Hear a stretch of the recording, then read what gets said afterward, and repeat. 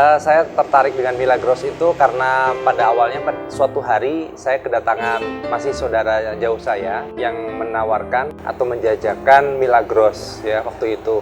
Cuma pada saat itu saya belum merasa tertarik. Sampai saatnya ketika saya bekerja di sebuah lembaga pemerintah yaitu kantor KPU Kabupaten Purwakarta, ada salah seorang staf saya yang juga ternyata menjajakan produk yang sama. Saya jadi penasaran gitu kan.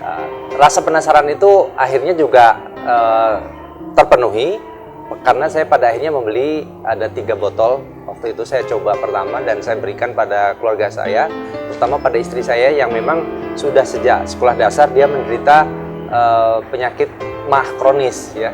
Jadi gastritisnya sudah ada gangguan lama dan gejalanya memang suka perih, mual ya atau enek gitu ya. Kemudian juga kadang-kadang terlalu banyak bersendawa.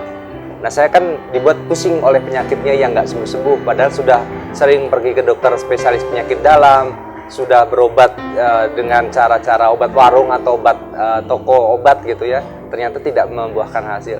Akhirnya saya berikan Milagros itu. Alhamdulillah sedikit sudah mulai banyak hasilnya. Tapi setelah akhirnya saya putuskan untuk bergabung dengan Milagros dan istri saya mengkonsumsi sampai dengan 1 dos dan diminum sendiri 12 botol itu, hari ke-12 itulah dia boleh dianggap sembuh total. Nilai alkalinnya saja pH-nya itu 9,8, ini luar biasa. Saya belum pernah mendengar pH yang setinggi itu untuk produk-produk yang sejenis ya.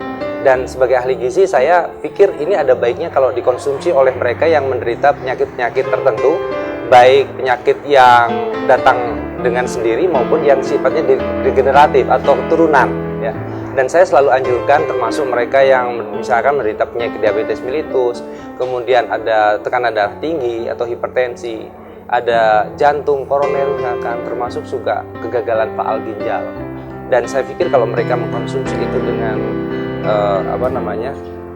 suatu interval atau frekuensi yang bagus, tentu ini akan ada hasilnya bagi mereka gitu.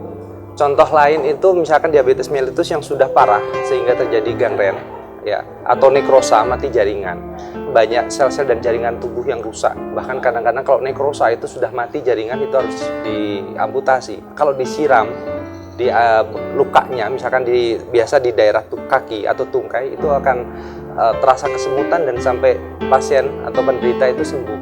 Yang lain ada misalkan seperti pasien yang sudah terlalu parah juga penyakit-penyakitnya, komplikasi, itu satu demi satu sudah mulai bisa dikurangi.